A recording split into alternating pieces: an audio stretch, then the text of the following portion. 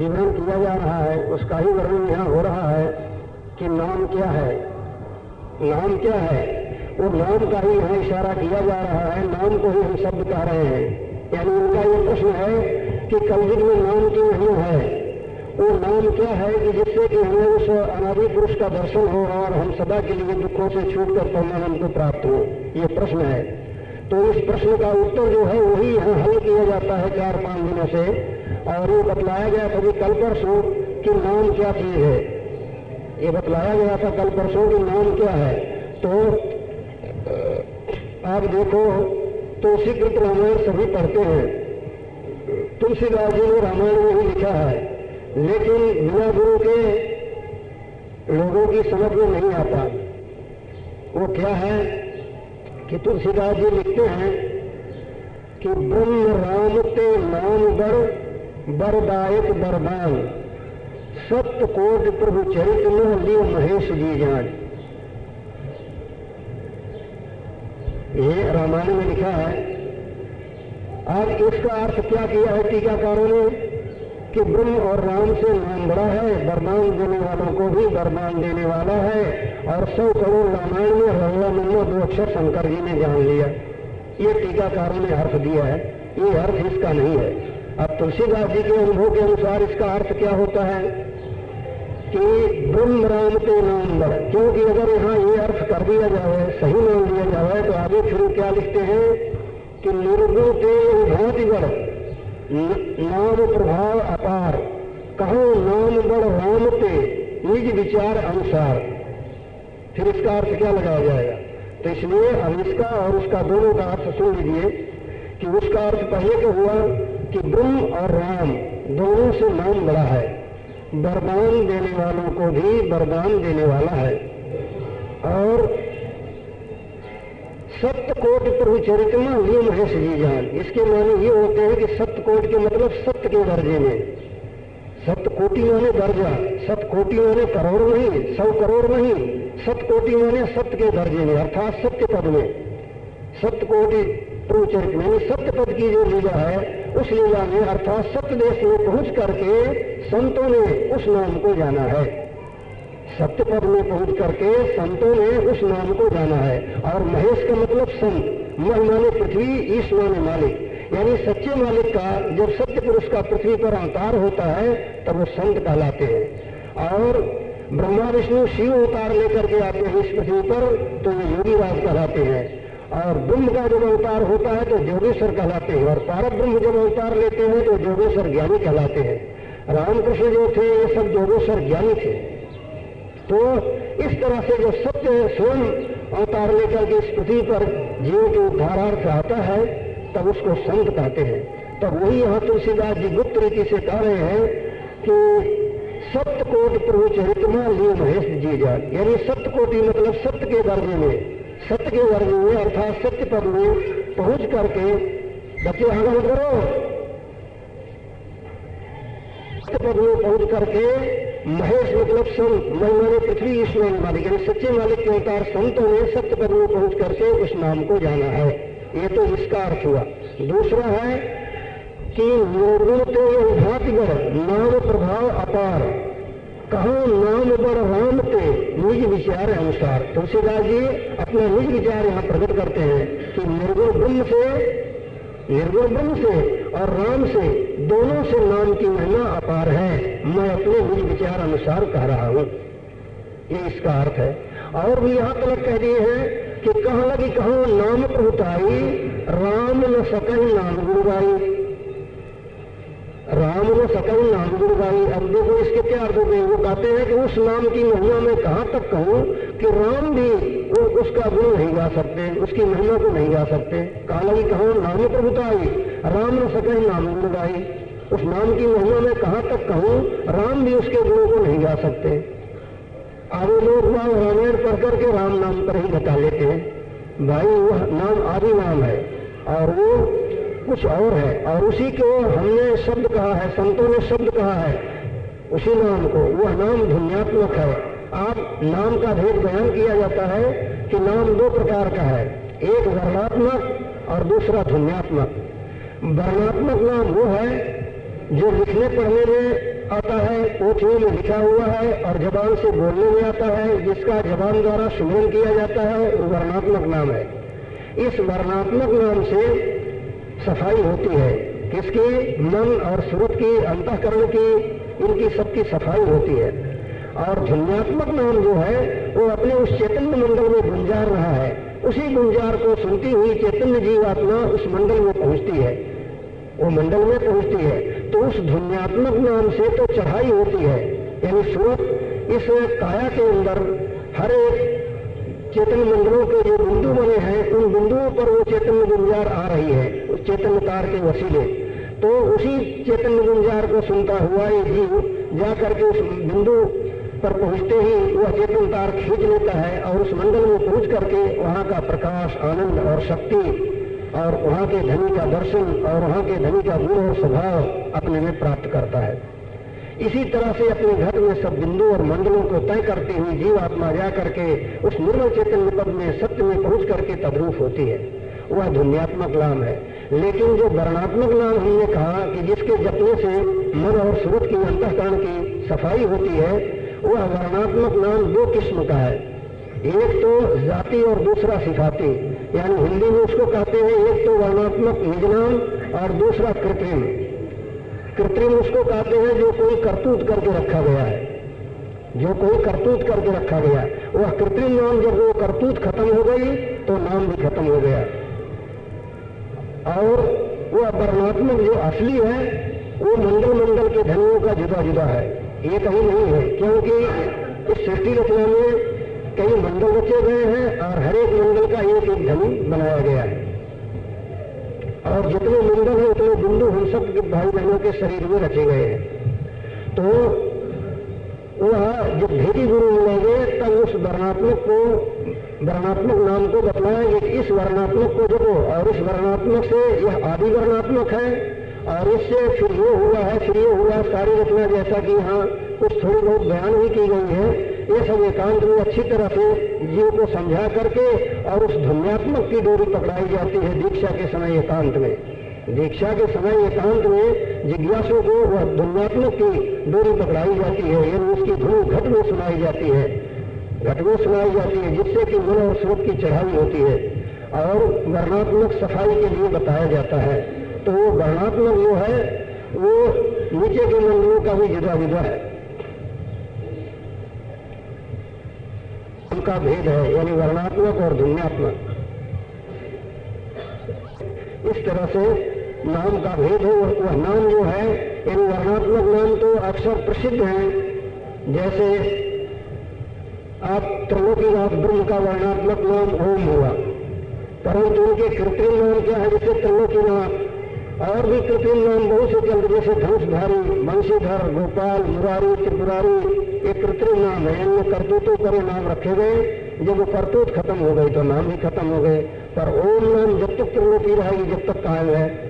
और इसका ध्वन्यात्मक नाम कुछ और है, और उसके परे जो है उसका वर्णात्मक और ध्वन्यात्मक न्यारा है। इस तरह से गुरु मंडल मंडल के ध्वन्यात्मक और वर्णात्मक बतलाएंगे। जैसा कि कल बतलाया गया था कि कुल रचना के 3 बड़े दर्जे हैं। कुल रचना को संतों ने या स्वयं सर्वेश्वर प्रभु संसार में प्रकट होकर के 3 बड़े दर्जे अपने जिज्ञासुओं को, अनुयायियों को बतलाया है। वो 3 बड़े दर्जे कौन है? पहला सप्तदेश, दूसरा ब्रह्मदेश और तीसरा माया देश। और एक एक इन बड़े दर्जों में एक एक में छह छोटे दर्जे हैं, एक एक में 6 छोटे दर्जे हैं। इस तरह से कुल रचना के 18 दर्जे हुए। तो अब जो कि मुख्य 3 देश हुए, 3 दर्जे हुए, 3 बड़े दर्जे हुए। तो इन 3 बड़े दर्जों को 3 धनी है।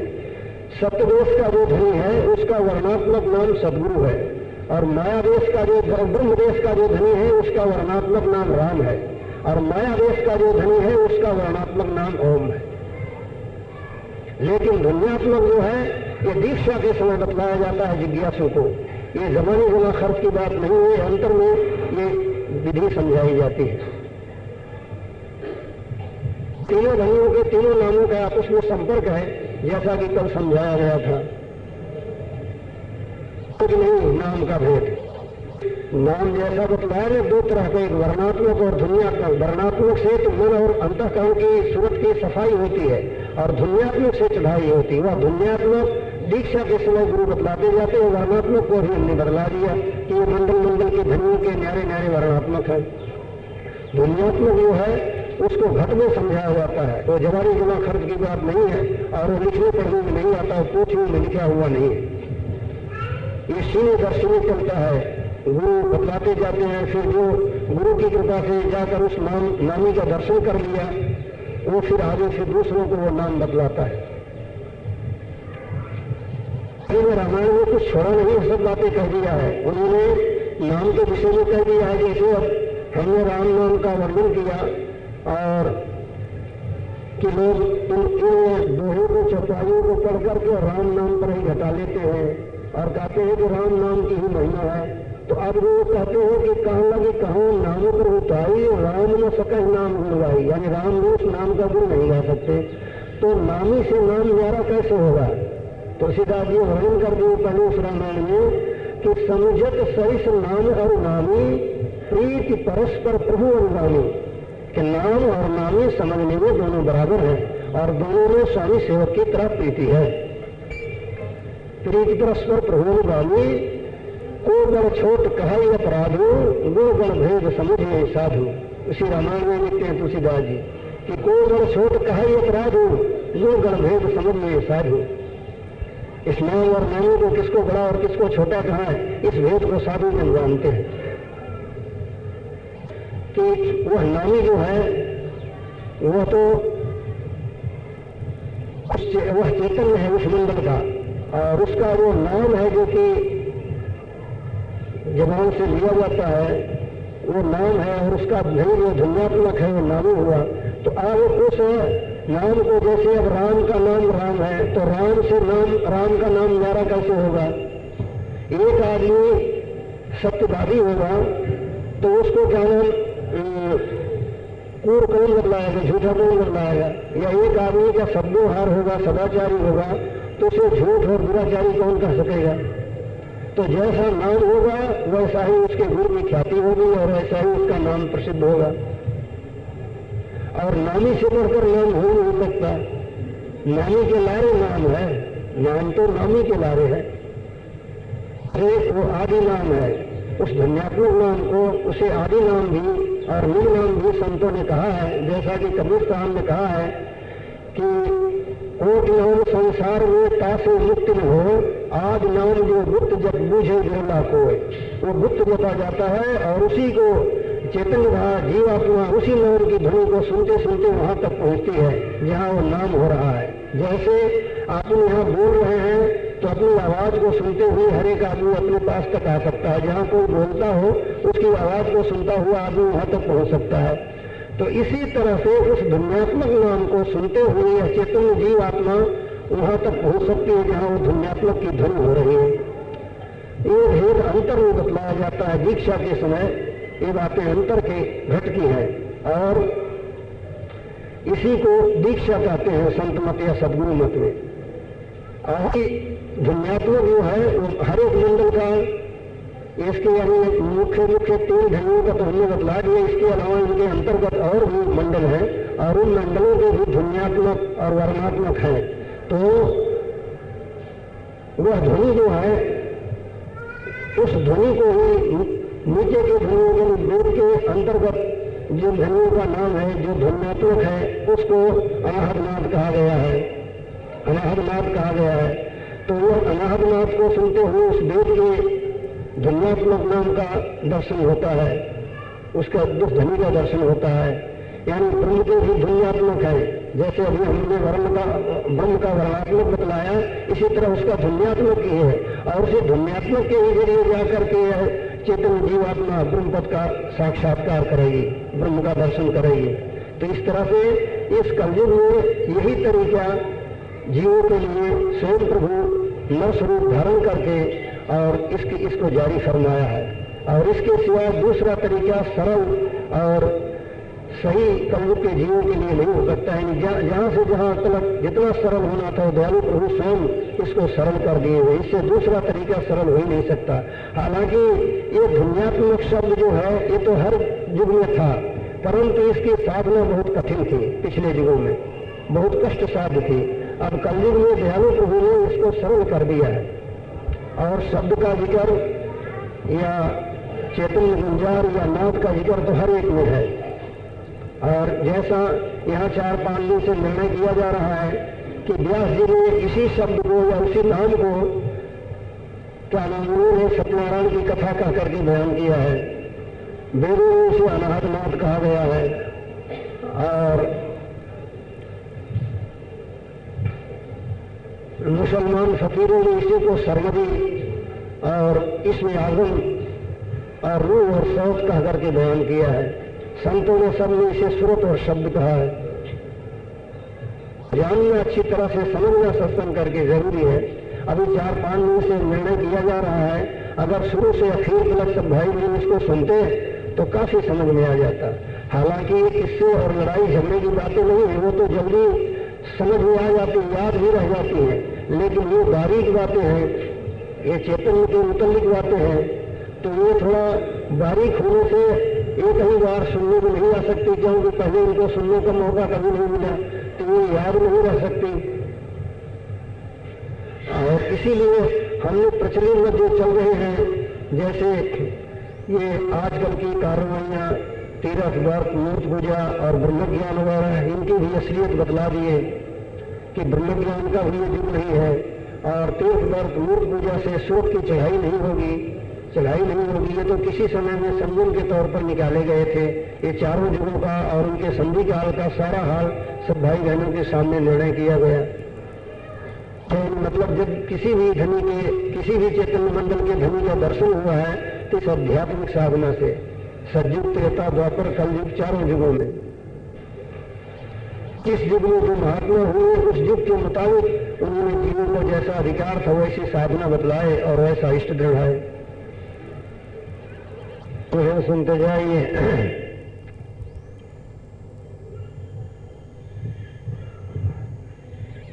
प्रभु की भक्ति का तरीका और उसका खुश होना, ये सब जितना है उसकी प्रसन्नता, ये सब सत्संग द्वारा हासिल होती है। इसलिए सब भाई बहनों को सत्संग की विशेष कदर करनी चाहिए और सत्संग, संतों का संग सत्संग कहलाता है। देखो यहाँ रायन में दरियाजी महाराज ही हैं और मेरता में सुखराम दास जी महाराज थे। सुखराम दास जी का शरीर लोहार के घर का था। वो दरियाजी महाराज के दर्शन को रोज जाया करते थे और कब जाते थे कि दिन भर तो लोहा का काम करते और शाम को मेरता से रवाना होते, मेरता से रवाना होते रायन जाते हैं। मेरता से रायन शायद 10 मील पड़ता होगा, 10 मील पड़े हैं।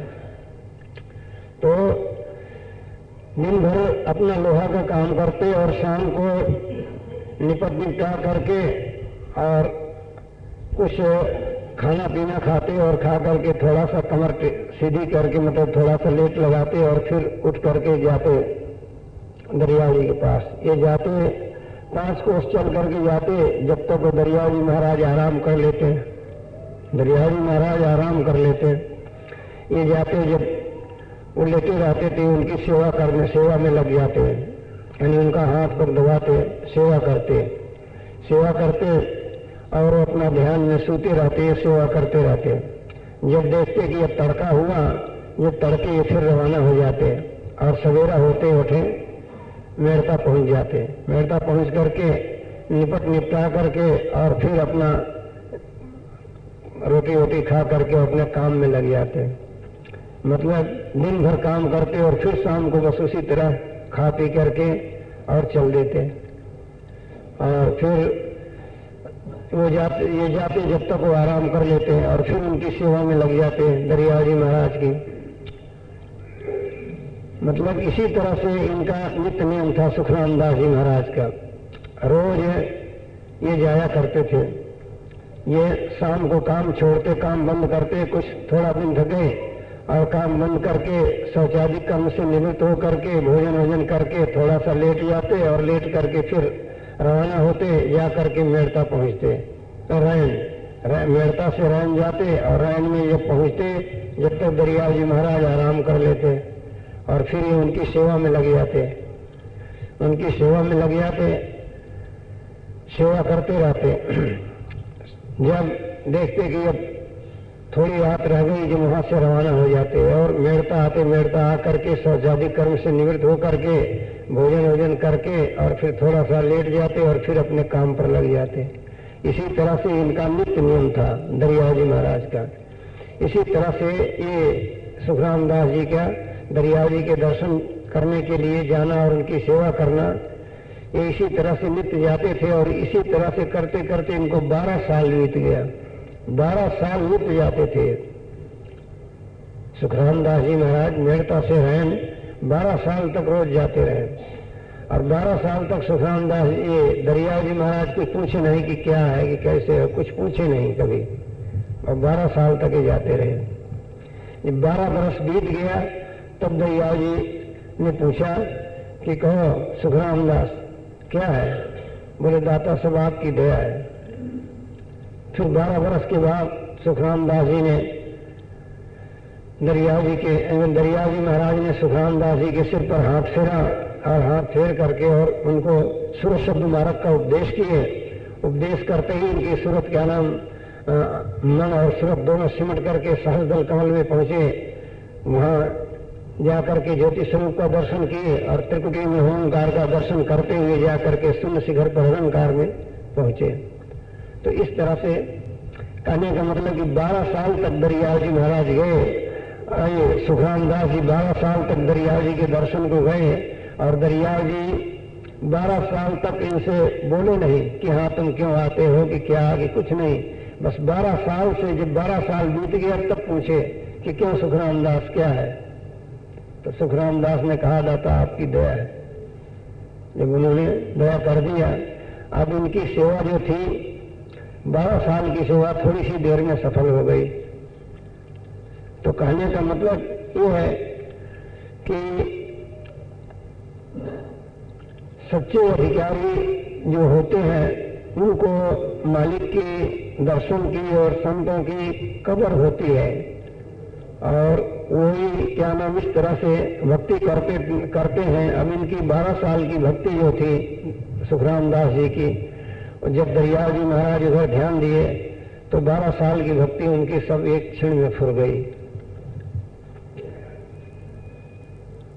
और इसी तरह पुराणों में भी आया है, पुराणों में भी ऐसी कथा आई है कि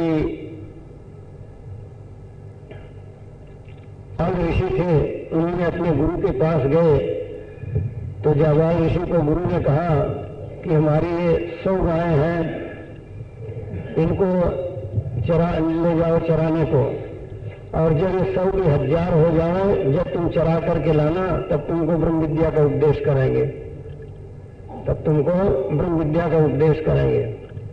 तब जाबाल ऋषि गायों को लेकर के चल दिए चराने के लिए,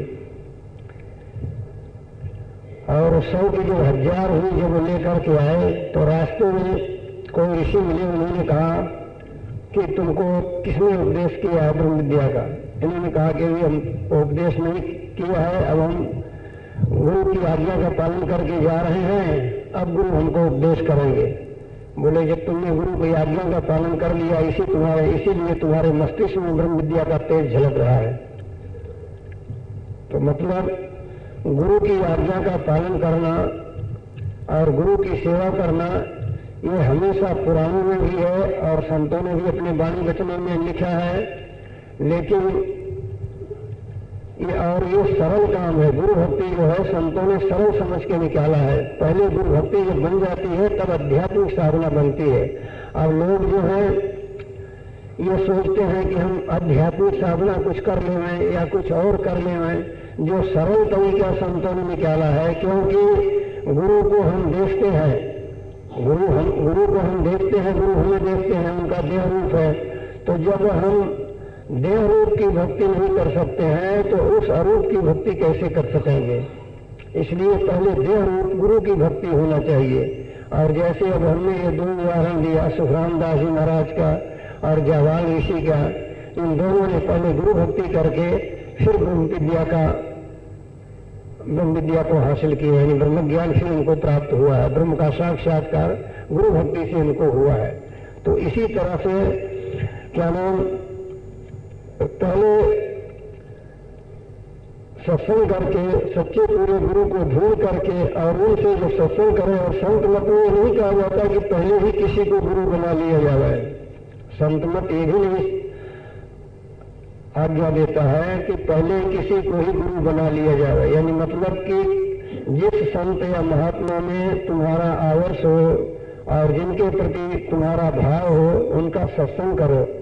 सत्संग कैसे करो? प्रीति के साथ करो, क्योंकि बिना प्रीति के किसी का गुण किसी में नहीं आता। ये स्वाभाविक बात है कि जिससे आप लोगों की प्रीति होगी, आप जिससे प्रीति करोगे उसमें जो गुण होगा वो गुण आप में आ जाएगा।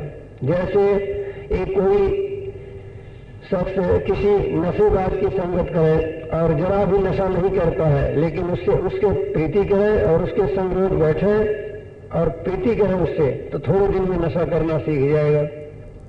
तो इसी प्रकार से यदि संतों का संग किया जाएगा प्रीति के साथ, तो संतों में जो गुण है वो गुण अपने में आ जाएगा। जैसे संतों में क्या गुण है? मालिक का विश्वास, मालिक का गरूर और मालिक की महिमा उनके दिल में धसी हुई है, और एक मालिक का भरोसा रखते हैं। तो मालिक की भक्ति, तो ये जो गुण संतों में है ये सब अपने में आ जाएगा। तो मतलब ये स्वाभाविक बात है कि जिससे प्रीति के साथ जिसका संग किया जाएगा उसका रंग लगेगा। अगर प्रीति के साथ संग नहीं किया जाएगा तो रंग नहीं लगेगा।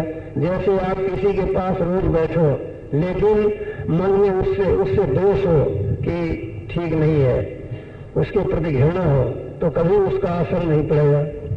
और उसके प्रति प्रेम हो तो चाहे वो अच्छा हो चाहे बुरा हो, उसका रंग लग जाएगा। अगर उससे प्रेम होगा तो प्रेम जिससे होगा, प्रेम से जिसका संग किया जाएगा उसका गुण इसमें आ जाएगा।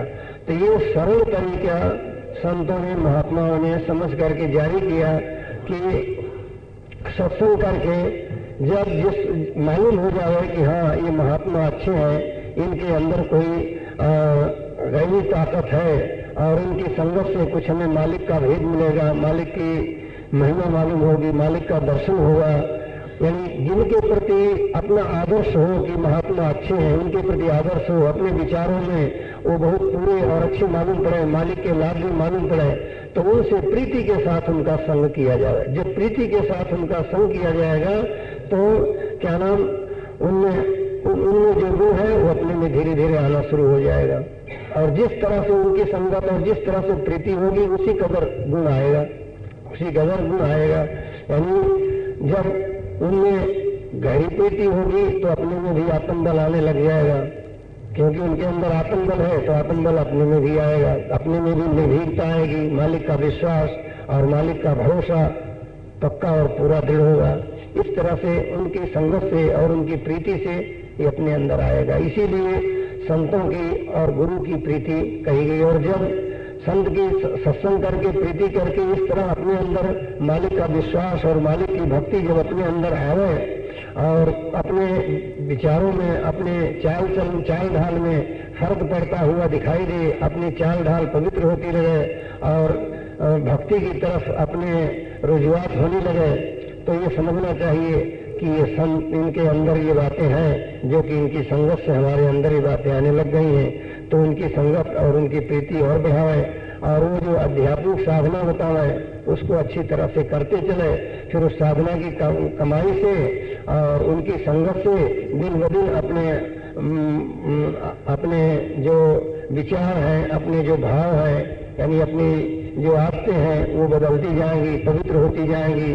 और उस साधना से अपने अंतर में अंतर का रस और प्रकाश ये सब अंतर में मिलता जाएगा और फिर अपने श्रद्धा और भक्ति दिन दिन बढ़ती जाएगी और इसी तरह से आध्यात्मिक साधना अधिक बनती जाएगी। अधिक बनते बनते फिर उसका अंतर में विशेष रस मिलेगा, अंतर में कुछ आसमानी रचना का हाल दिखाई देगा और अंतर में अपने को ताकत आएगी। तो इस तरह से एक दिन अपना काम बना लेंगे। तो इसलिए पहले शुरुआत होती है साधु संतों के सत्संग से। साधु संतों का सत्संग करने से ही क्या नाम आत्मबल जीव में आता है, मालिक की प्रीति बढ़ती है, मालिक के दर्शन का प्रेम उमड़ता है और ये सब बातें भक्ति की सब अपने अंतर में आती हैं। तो मुख्य सत्संग है और सत्संग संतों और महात्माओं का संग सत्संग है। और यूं क्या नाम धार्मिक पुस्तकों को बाँच लेना या संतों की वाणी वगैरह बोल लेना आप ही आप बिना किसी संत महात्मा भेदी के, क्योंकि संत महात्मा भेदी मिलेंगे तो मालिक का भेद देंगे। जब उनका सत्संग फिर सत्संग कहलाता है। और जो अपने आपो आप जो कर लेंगे वो मन मत कार्रवाई है, गुरु मत कार्रवाई नहीं है। जो परमार्थी फायदा होता है वो गुरु मत कार्रवाई से होता है, मन मत कार्रवाई से नहीं होता। क्यों कि मन मत कार्रवाई है वो कभी भक्ति में फायदा नहीं पहुंचा सकती। मन जो है ये माया के मसाले का बना हुआ है, ये संसार के रसों का रसिया है, ये संसार का रस चाहता है। इसलिए मनमत कार्रवाई से परमार्थी लाभ नहीं उठा सकते, गुरुमत कार्रवाई होना चाहिए। क्योंकि गुरुओं ने अपने हृदय को अच्छी तरह से कमाया है और कमा करके उसमें नाम रूपी दरखत लगाया है। उस नाम का फल वो खाते हैं और जो जिज्ञासु उनके पास आवे उसको भी वो नाम का फल देते हैं। तो इसलिए गुरुमत कार्रवाई से भक्ति बनती है और मनमत कार्रवाई से अहंकार बढ़ता है। मनमत कार्रवाई से अहंकार बढ़ता है, भक्ति तो नहीं बनती पर अहंकार बढ़ता है कि मैं भक्ति करता हूँ, मैं भगत हूँ, मैं ऐसा हूँ, ये अहंकार बढ़ जाता है। और गुरुमत कार्रवाई से नम्रता आती है, दीनता आती है और भक्ति बढ़ती है। इसलिए गुरुमत कार्रवाई करना चाहिए। और तुलसीदास जी ने रामायण में भी कहा है कि संत महात्माओं का संग जो है यही सत्संग है और सत्संग से ही सब कुछ प्राप्त होता है। तुलसीदास जी रामायण में लिखते हैं कि मत की रति गति भूति भलाई, जब जेहि जतन जहां जो पाई, सो जानो सतसंग प्रभाऊ, लोक वेदन आनु पाऊ। वो कहते हैं कि अच्छी मति, अच्छा यश और मुक्ति और ऐश्वर्य और भलाई यानी भलापन इत्यादि वस्तुएं जिसको मिली है वो सब सत्संग का ही प्रताप समझो। सत्संग के सिवाय लोक और वेद में कोई दूसरा उपाय नहीं है। लोक भी यही कहता है कि सत्संग से प्राप्त होती है, वेद भी यही कहता है कि सत्संग से सब कुछ मिलेगा। इसलिए संत महात्माओं का ही सत्संग जो है यही क्या नाम मालिक से मिलाने वाला है, दुख से छुड़ाने वाला है और सदा के लिए सुख देने वाला है। इसलिए सत्संग की महिमा सब संतों ने किया है। श्रीमद् भागवत में व्यास जी ने भी सत्संग की बहुत भारी महिमा किया है। भागवत को सुनने वाले सुने भी होंगे। तो सत्संग को सब भाई बहनों को मुख्य रखना चाहिए कि जहाँ तक बने यानी जब मौका मिले, जहाँ कहीं सत्संग मिले वहाँ जरूर सत्संग करना चाहिए। और सत्संग में इस कलयुग के धर्म क्या है, मतलब कि ये युगों का धर्म जरूर मालूम होना चाहिए। क्योंकि जब कोई संत महात्मा मिलेंगे तो जरूर युगों का धर्म बतलाएंगे। क्योंकि युगों का धर्म सब महात्माओं ने, संतों ने अपने अपने वाणी वचनों में इसका जिक्र किया है। युगों के धर्म न्यारे न्यारे हैं। तो उस ये कलयुग है, इस कलयुग का धर्म जो है प्रेमा भक्ति सोच शब्द योग है। तो प्रेमा भक्ति सोच शब्द उद्देश्य लेकर के इसकी कमाई भी करते चले और सत्संग को मुख्य रखें। जब कहीं सत्संग मिले, कोई संत महात्मा मिले तो वहाँ जा करके उनका सत्संग करें और उनके वाणी वचनों को सुने, जो वो फरमान है उसको चित्त दे करके सुने और जो अपने दिल में जो कोई बात हो उनसे पूछे। जैसा कि पलटू साहब ने एक जगह कहा है कि जो कोई संत मिले तो उनके जा करके उनसे कहें कि उस हु की सुनो कुछ आप कहना, उसी टकसार का हो तो बोलिए, नहीं तो यार तुम मौन रहना। पलटू साहब उपदेश करते हैं कि शब्द की टकसार का हो जब बोलना, शब्द की टकसार का देख करके कुछ उसकी सुने, संत की सुने, और कुछ अपनी कहे कि जो कोई अपने में कमी हो, जो जिस बात की उसकी पूर्ति के लिए जो कसर हो, उस कसर को दूर करने के लिए उनसे अर्ज किए, और जो युक्ति बताएं उसको करके फिर अपनी उस त्रुटि को, उस कमी को पूरी किए और उस कसर को दूर किए। इस तरह से सत्संग से ही सब बातें बनती हैं। सत्संग के लिए मतलब तुम्हें थोड़ा धीरज और नम्रता, ये गुण सत्संग में आना चाहिए। अब धीरज और नम्रता के बिना सत्संग नहीं हो सकता, और धीरज और नम्रता आएगा जब संतों का सत्संग होगा। और धीरज और नम्रता जो है ये प्रभु को प्रसन्न करने की है। अब देखो, धीरज के बिना अगर धीरज नहीं होता तो सुखराम दास जी 12 साल कैसे जाते, 12 साल कैसे जाते। अब देखो, अभी कोई परमार्थ की इच्छा से आवे और उससे एक दिन न बोले तो दूसरे दिन आवे नहीं कि क्या जाए महाराज तो बोलते ही नहीं है, महाराज तो बोलते ही नहीं है, और दूसरे दिन आवे नहीं। लेकिन सुखदेव जी 12 साल तक गए, सुखराम दास जी 12 साल तक गए। सुखराम दास जी ये मेड़ता में हुए हैं और रैन में दरिया जी महाराज हुए हैं। दरिया जी महाराज के गुरुमुख शिष्य थे सुखराम दास जी। ये 12 साल तक लगातार जाते रहे।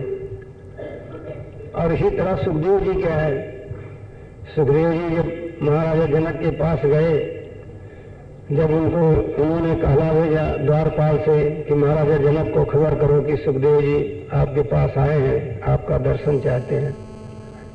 द्वारपाल जा करके खबर दिया कि साहब सुखदेव जी महाराज आए हैं। जनक जी ने कहा कि उनको कहा दो खड़े रहें, जब बुलाएंगे जवान, उनको कहा दो कि वहां खड़े रहो, जब बुलाएंगे जवाना। द्वारपाल कह दिया कि महाराज आप यहाँ खड़े रहो, जब बुलाएंगे जब आप जाना। वहां खड़े रहे, खड़े खड़े उनको 3 दिन बीत गया। चौथे दिन राजा जनक को याद आया, जब पूछते हैं द्वारपाल से कि वो सुखदेव जी आए थे हैं कि चले गए। द्वारपाल ने कहा कि नहीं महाराज वो खड़े हैं। क्या खड़े हैं, जब उनको बुला लाओ। जब सुखदेव जी गए तो सुखदेव जी को राजा जनक ने कई लीला दिखलाया, उनको कई लीलाएं दिखलाया। पहले तो चारों तरफ से अग्नि बलती हुई दिखाई, अग्नि बलने लग गई, सब लोग चिल्लाने की आग लग गई, आग लग गई। जब सुखदेव जी अपना कमंडल लेकर के भागने लगे तब राजा जनक डांटे कि तू तेरा एक तुम्बा लेकर के भाग रहा है और हमारा इतना राज महल और फौज पलटन सब बन रहे हैं, तो मैं घबराया नहीं और तू एकदम भागने लग गया, यही तेरा त्याग है। जब सुखदेव जी फिर बैठ गए शर्मा करके, फिर सुखदेव जी को राजा जनक ने युक्ति से उनको ज्ञान दिया। ज्ञान क्या दिया कि एक दूध का कटोरा भर दिए बिल्कुल कोर के बराबर, और 2 नंगी तलवार का सिपाही दोनों तरफ उनके कर दिए, और सुखदेव जी को बोले कि ये दूध का कटोरा लेकर के जाओ और सारा हमारा फौज पलटन, घुड़साल, पिलखान, कोतल और राजमहल, रनिवास ये सारा देखिए आओ। लेकिन कटोरे का एक बूंद दूध न टपकने पाए। अगर एक बूंद दूध टपके तो सिपाहियों को हुक्म दे दिए कि एक बूंद दूध टपकते ही इनका सिर भुट्टा से उड़ा देना। अब सुखदेव जी के होश खत्ते हो गए, वो दूध का कटोरा लेकर के चले और दोनों तरफ नंगी तलवार लिए हुए, एक सिपाही इस तरफ एक सिपाही इस तरफ। ये फिर क्या नाम, वो चलते गए, वो सिपाही जो थे गाते जाते, देखो महाराज ये रनिवास है, ये राजमहल है, ये क्या नाम कोतल पलटन है, कोतल घोड़े हैं, और ये क्या नाम घुड़साल है, ये पिलखाना है, ये रथ खाना है, और ये सब दिखाते जाते थे और सुखदेव जी हाँ हाँ करते जाते थे। इसी तरह से सब जगह घूम आए। ला करके कटोरा ज्यों का ज्यों राजा जनक के टेबल पर रख दिए। राजा जनक ने कहा कि कहो सुखदेव जी क्या क्या देखे? बोले महाराज ये कटोरे का दूध देखे। बोले कटोरे का दूध देखे और सब नहीं देखे? बोले नहीं। बोले क्यों? तो उन्होंने जवाब दिया कि इसलिए कि अगर एक बूंद दूध ढल जाएगा तो सर को उड़ा देंगे। जब राजा जनक ने कहा कि देखो जैसे तुमको अभी डर लगा, अभी डर के मारे मरने की डर से, कत्ल होने की डर से तुमने इस कटोरे के दूध पर नजर रखा और कहीं तुम्हारा ध्यान नहीं गया, इसी तरह से तुम मौत को डरो और मौत के डर से हम जो बतलाते हैं, जो चैतन्य मंडल के अंदर तुम्हारे मस्तिष्क के अंदर चैतन्य गुंजार हो रही है, उस चैतन्य गुंजार पर अपने माँ और सूरत को जमा कर रखो। अगर ऐसा नहीं करोगे तो एक दिन काल तुम्हें कलेवा कर लेगा। तो इस बात को तुम सत्य मान करके और काल और मौत के डर से डर करके और उस जगह अपनी सूरत को जमा कर रखो, तो तुम्हारी सूरत जाकर के उसी चैतन्य में तद्रूप हो जाएगी। जब उनको ये उपदेश दिया तो फिर सुखदेव जी ने वैसा किया। यानी इनका उपदेश था गोचरी मुद्रा का। गोचरी मुद्रा का साधन करके सुखदेव जी शब्द को सुनते हुए और जा करके उस चैतन्य पुरुष में तद्रूप हुए। तो इस तरह से राजा जनक ने सुखदेव जी को उपदेश दिया था।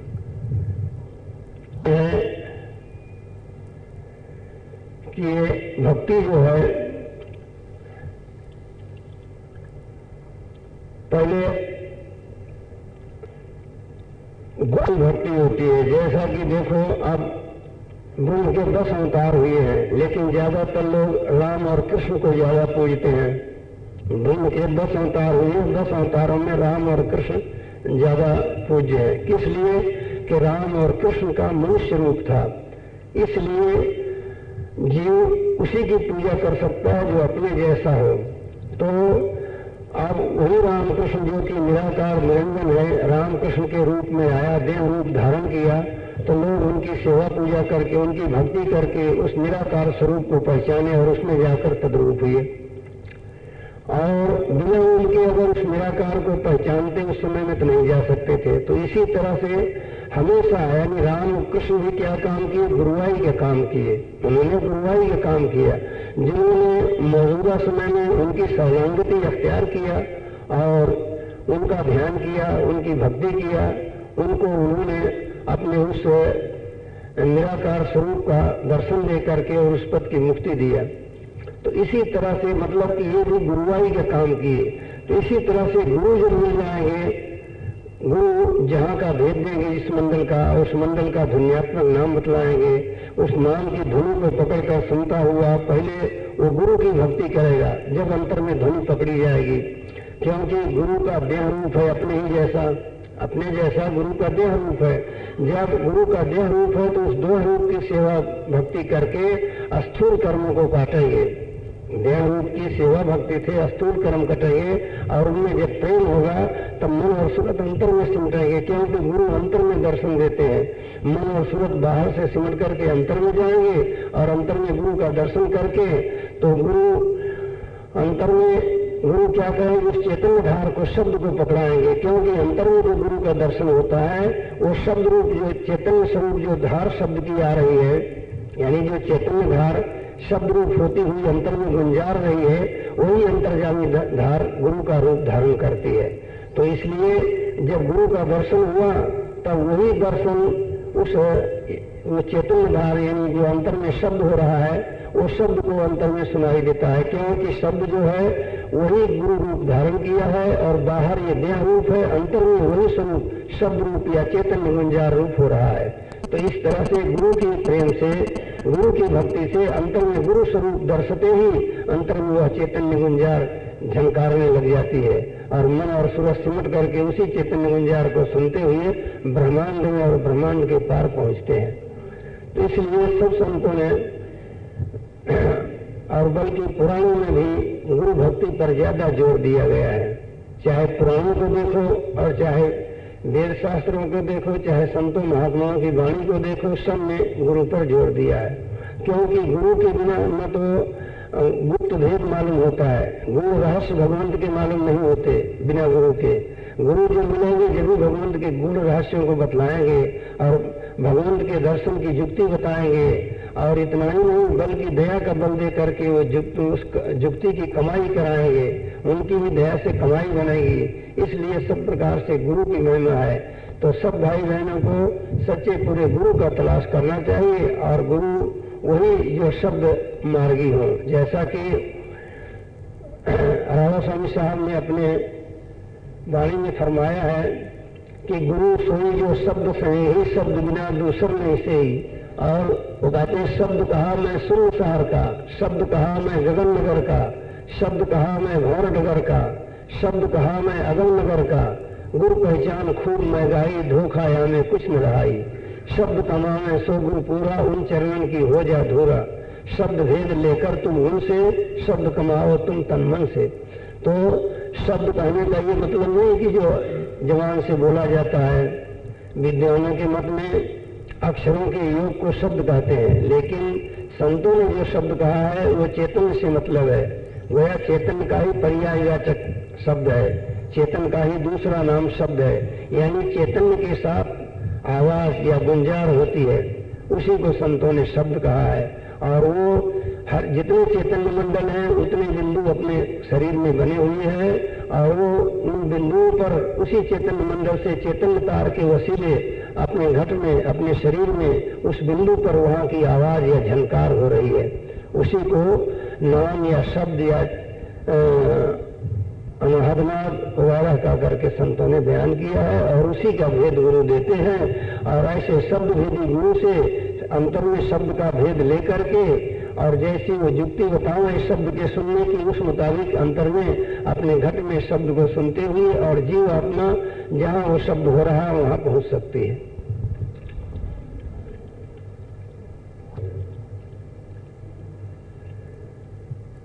भेद जो है शब्द भेदी गुरु के पास है और वाणी वचनों में इसका इशारा है। प्रमाण के लिए पुराणों में, वेदों में, संतों महात्माओं की वाणी में सब जगह इसका प्रमाण मिलता है। भाई बहनों को नींद आने लग गई, भाई आज कुछ देर हो गई, दोपहर में हुई है। कहीं जाते रहे भाई, जी का और दरिया जी का वो किस्सा कहा गया है। ये 3 वेदों में बयान किए गए हैं, कर्म, उपासना, ज्ञान। तो कर्म जो किया जाता है वो संत मत में भी इस मौजूदा युग में यानी कलयुग में भी कर्म, उपासना, ज्ञान तीनों रखे गए हैं। तो जो यहाँ करने का उपदेश किया जाता है कि भाई सत्संग करो, क्योंकि हर एक जीव में इतनी ताकत नहीं है कि 12 साल तक जाए। 12 साल तो दरकिनार रहा है। अभी जैसे भाई बहन यहाँ आए हैं और हम थोड़ी देर और लगा देते तो काफी लोग चले जाते, काफी लोग चले जाते। तो भाई इतनी सी देर में जाने को तैयार हो गए तो भला सोचो कि 12 साल तो बहुत होता है। तो कर्म और उपासना और ज्ञान 3 होते हैं। तो अब वर्तमान समय में संतों ने कर्म क्या निकाला है कि सत्संग करो, यानी इसमें भी संत मत में यानी सदगुरु मत में भी कर्म, उपासना, ज्ञान 3 है। तो कर्म क्या है संत मत में? मौजूदा समय में कर्म क्या है? यानी सत्संग करना और जो वचन संत या गुरु कहते हैं उसको चित्त दे करके सुनना और बराबर समझना। समझ में नहीं आ रहा है तो उनसे फिर पूछे, वो फिर उसको समझाएंगे। जब समझ में आ जाए तो जो युक्ति बताएं उसको जितना बन सके सच्चाई और मेहनत के और उमंग के साथ उस युक्ति की कमाई किए। जो आध्यात्मिक तरीका बताएं उसकी कमाई उमंग और सच्चाई और मेहनत के साथ किए। सच्चाई का मतलब क्या? यानी सच्चाई का मतलब ये नहीं कि दुनिया तो जाने कि ये ध्यान और भजन कर रहे हैं और आंखें नीचे दुनिया की बातें याद कर रहे हैं। ये क्या है? कपट की कमाई है, झूठ है। सच्चाई का मतलब ये है कि आंखें नीच करके उसी तरफ दूसरा दुनिया का कोई तरह का भी ख्याल न उठाए, दूसरा ख्याल कोई न उठाए, इसका नाम सच्चाई है। तो सच्चाई और मेहनत, मेहनत के मतलब कि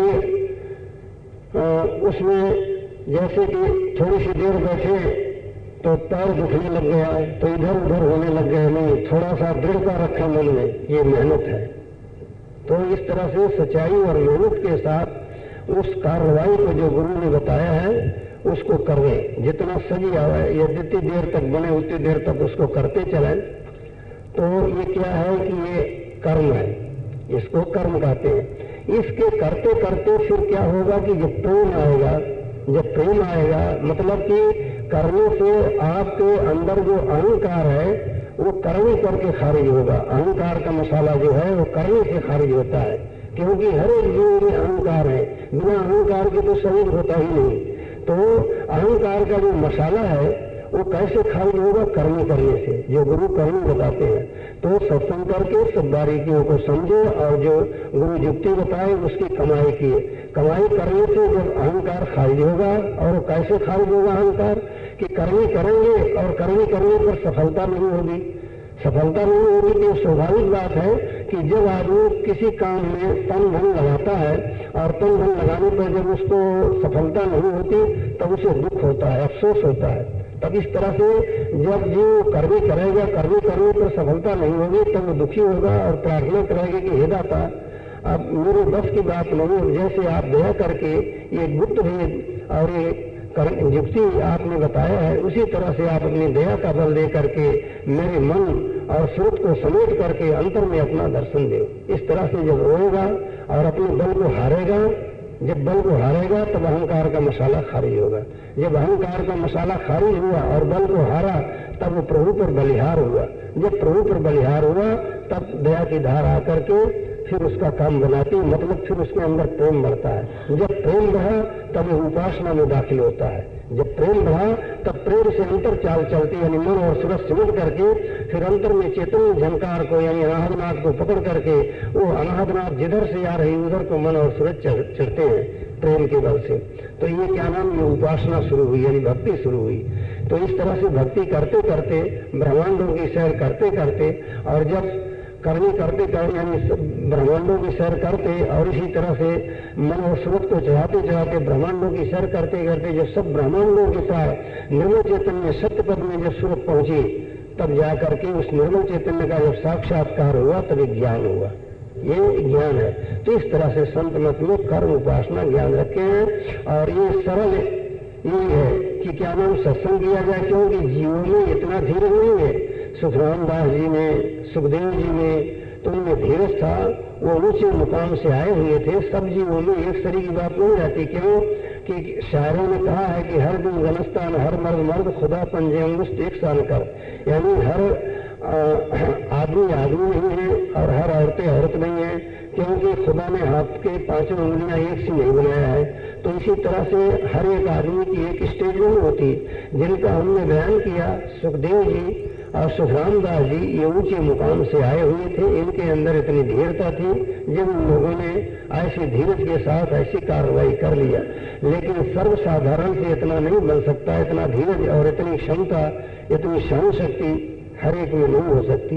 इसीलिए हर एक के लिए ये उपदेश है कि सत्संग करो और सब बारीकियों को समझो और समझ करके जो कलयुग का धर्म सुर सदयोग है इसकी विधि अच्छी तरह से सुन समझ करके फिर इसका उपदेश ले करके और इस कमाई को करते चलो। इस कमाई को करते चलो मतलब इसमें एक ही नहीं कई बातें करनी पड़ती हैं। कई बातें क्या है कि अब उसको खुलासा करके समझाते हैं कि यह चैतन्य धार जीव आत्मा जो है जिसको संत सुरत कहते हैं, ये सत्य सर्वोसर निर्मल चैतन्य पुरुष से सदगुरु से प्रकट होकर के प्रथम सत्य देश की रचना रची। सत्य देश की रचना रच करके सत्य देश के नीचे माया का जहूर हुआ, तब माया से मिल करके ब्रह्म देश की रचना रची। ब्रह्म देश की रचना रचते रचते नीचे उतरती गई, मतलब इन देशों में कई एक दर्जे रचे गए हैं। उन दर्जों को उन मंदिरों को रचती हुई नीचे उतरती गई। तब नीचे उतरी तब के नीचे मलिन माया थी, ठोस माया थी, ठोस और मलिन माया थी।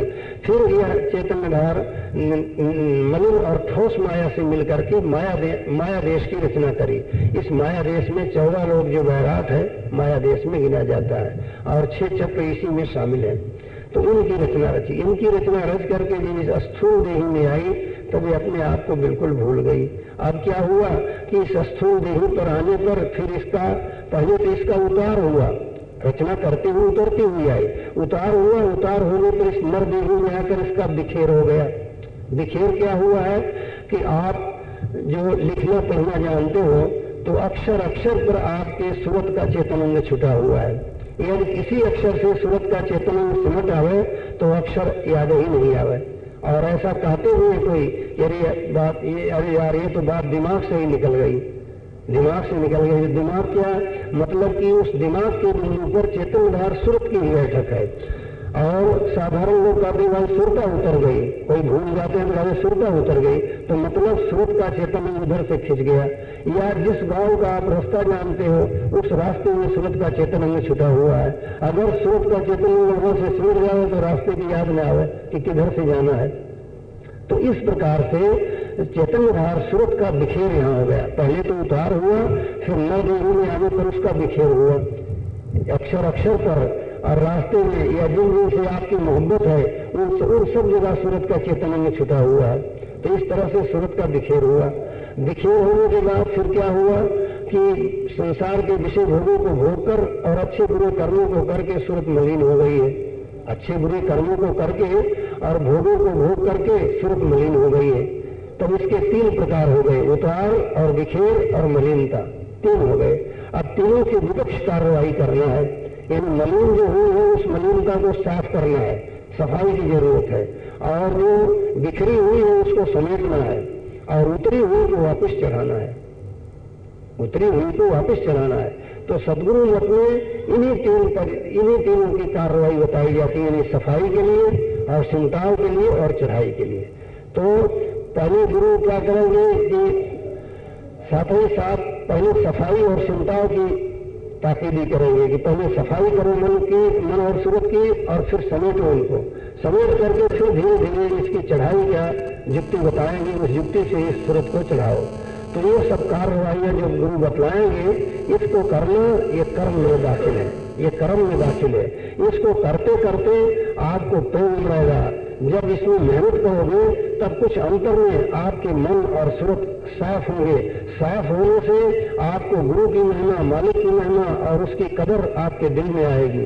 जब आपके दिल में मालिक की और गुरु की कदर आई और उनकी महिमा धसी, तब वह कार्रवाई आध्यात्मिक अच्छी तरह से बनेगी और मालिक का प्रेम आएगा। जब उसकी महिमा समाई तब उसके प्रति प्रेम होगा। गुरु और मालिक के प्रति जब प्रेम हुआ तब प्रेम से वही कार्रवाई बनने लगेगी। जब प्रेम आया तब वो उपासना यानी भक्ति में दाखिल हुई। और जब तक प्रेम नहीं आए जब तक वो कर्म में दाखिल है, जब तक वो कर्म में दाखिल हो, कर्म गोया कर्म संत मतानुसार हो रहा।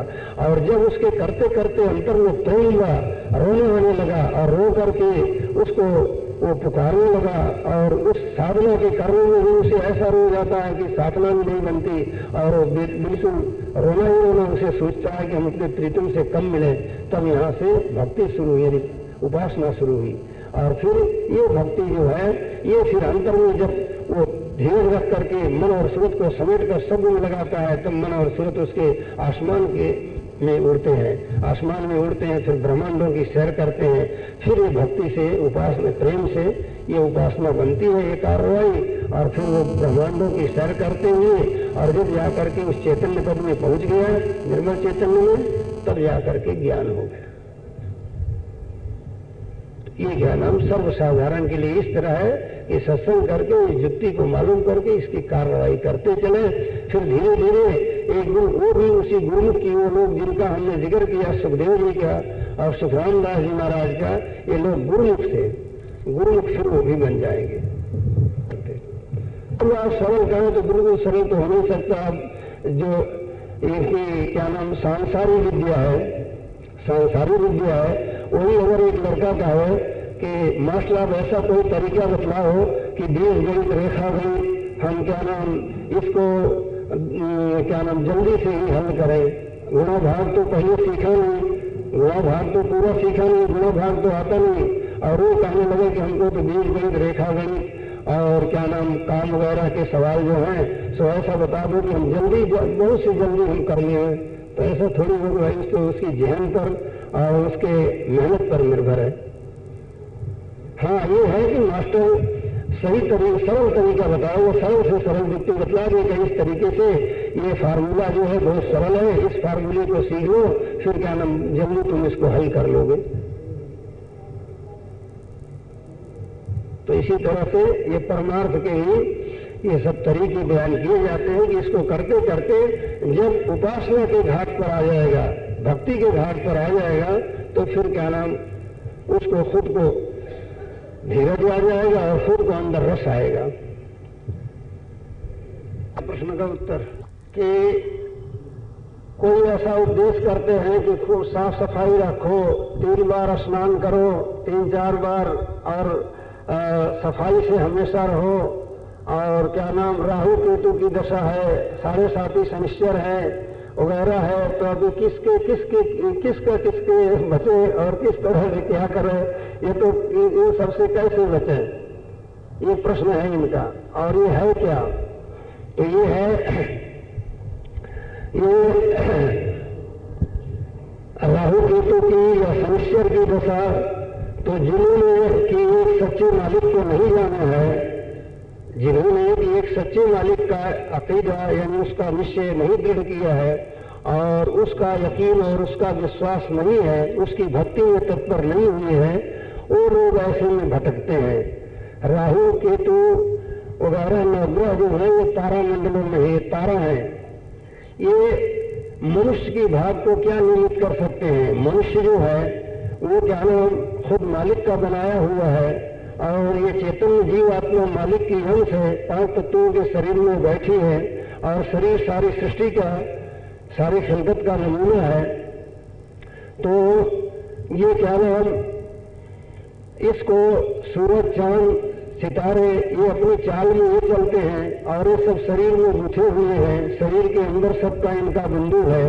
तो ये शरीर के क्या मनुष्य के भाग्य को निमित्त नहीं कर सकते। ये तो ठीक है, कुछ ये नकल की नकल रचना चली आई है, तो वो लोग इसमें इस झगड़े में पड़ते हैं। इस झगड़े में वो लोग पड़ते हैं कि जिनको कि सर्वेश्वर प्रभु का विश्वास नहीं है, उसकी महिमा जिनको नहीं मालूम हुई है, वो लोग इस झगड़े में पड़ते हैं। और जो जिस झगड़े में पड़ता है तो उसको बेहम से उसमें तकलीफ भी हो जाती है, उससे बेहम से उसे तकलीफ भी हो जाती है।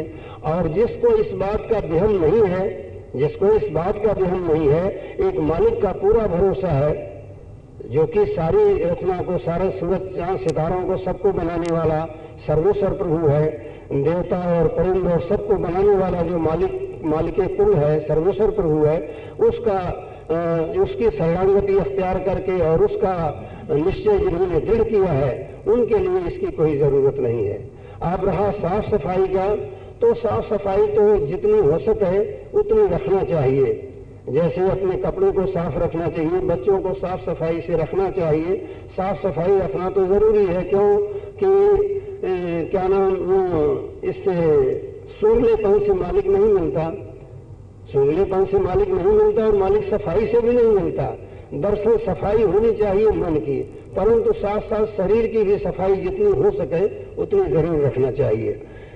शरीर की सफाई जितनी हो सके उतनी रखना चाहिए, क्योंकि शरीर का और मन का संबंध है, शरीर का और मन का संबंध है। तो जब शरीर को थोड़ा बहुत साफ रखेंगे तभी मन की सफाई की तरफ चलेंगे। और सफाई होना चाहिए मन की। मन को किससे साफ करना चाहिए कि जो काम, क्रोध, लोभ, मोह, अहंकार आदि विकार हैं, इन विकारों से मन को साफ रखना चाहिए। और जो बुरे काम हैं, बुरे अमाल हैं, उन बुरे अमालों से अपने मन को बचाना चाहिए। ये सफाई जरूरी है, ये सफाई जरूरी है। और शरीर की सफाई तो जितना हो सके अपने कपड़े को, शरीर को स्नान करो, कपड़ों को धो लिया करो, बस यही साफ सफाई है। घर में बच्चों को साफ रखे, कपड़े वगैरह साफ रखे, बस यही सफाई है। और ज्यादा क्या नाम 3-4 दफे नहाए लेकिन मन मलिन हो रहा है, मन विकारों की तरफ दौड़ रहा है, तो खाली नहाने से भगवान थोड़ी रिश्ता है, नहाने से खुदा नहीं रिश्ता। वो तो क्या नाम मन को उस चैतन्य धार में जब स्नान कराया जाएगा, जब वो खुश होगा। उसको, उस चैतन्य धार को संतों ने शब्द कहा है, मुसलमान फकीरों ने उसे इसमें आजम और रूह और शौत कहा है। तो उसमें मन को स्नान कराने से मन पाक होगा, मन पवित्र होगा। और जब तक कि ये नहीं हुआ, जब तक क्या नाम, ये तो शरीर का व्यवहार है। मालिक की महिमा जिसके दिल में नहीं होती है उसके लिए झगड़ा है, और इसमें कुछ नहीं है, तो एक मन का बेहम है। और जो हम मानते हैं, अब जैसे हम रखते हैं, अब जैसे भूत का हम अभी दोपहर के सत्संग में वर्णन किए कि भूत कोई चीज नहीं है। जो लोग हम रखते हैं वो डर जाते हैं और उनको तकलीफ हो जाती है। तो जो लोग इसका ध्यान रखते हैं कि हमारे नवग्रह है, 7.5 शनिचर है, वो ध्यान रखते हैं तो उनको तकलीफ भी हो जाती है। और जो ध्यान नहीं रखते उनको कोई तकलीफ नहीं। तो कर्मों से होती है, दुख और सुख कर्मों से होता है। जब कोई बुरे कर्मों का चक्कर आया तो आदमी को दुख होता है, और जब अच्छे कर्मों का चक्कर आया तो सुख होता है। तो उस वक्त में मालिक को याद करना चाहिए। मालिक जो है वो कर्मों से बचाने वाला है, कर्म बंधन से छुड़ाने वाला है, कर्मों को दुख में वो क्या नाम कमी बेशी करने वाला है, वो सर्वसमर्थ है। उस मालिक को याद करना चाहिए। और ये जो है ये लोग जो कि मालिक को नहीं मानते हैं, अब मानते हैं तो एक नाम मात्र को मानते हैं, वो लोग इसमें भटकते हैं। और इसको क्या नाम जो मालिक के बंदे हैं, जो भक्त हैं, वो इसको खातिर में नहीं लाते। के लिए इसे मानना भी नहीं चाहिए। भक्त जो है, अगर भक्त इस झगड़े में फंसा तो फिर भगवंत की महिमा और भगवंत का क्या भरोसा उसे रहा। भाई ये तो जो कुछ है सो भगवंत है। क्या भगवंत का मूल है क्या जो उसके भक्त को कोई क्या नाम उसे दुख दे दे? तो इसलिए अपने भगवंत का अहंकार रखना चाहिए। जैसा कि तुलसीदास ने रामायण में कहा है कि यह हनुमान जाए जन घोरे, मैं सेवक रघुपति मोरे। कि यह अहंकार मेरा स्वप्न में मिल रहा है कि मैं सेवक हूं और रघुनाथ जी मेरे स्वामी। इसका आगे रखने में ये तो आप जन्म लाने के चक्कर में पड़े हुए हैं, ये दूसरों को क्या फायदा पहुंचा सकते हैं? ये तो आप खुद जन्म लाने के चक्कर में पड़े हैं। समस्या के रावण के पास समस्या गया कि मैं आपके पास आपके 7.5 हूँ, मतलब 7.5 वर्ष आपके ऊपर में हूँ, सो आप ऐसा करो तो आपको दुख नहीं होगा। रानी ने कहा है तो कौन राक्षस है, इसको पढ़ो। और उसने तहखाने में उल्टा लटका दिया शनिश्चर को, तहखाने में उल्टा लटका दिया बांध करके। तो 7.5 सब भूल गए। तो इस तरह से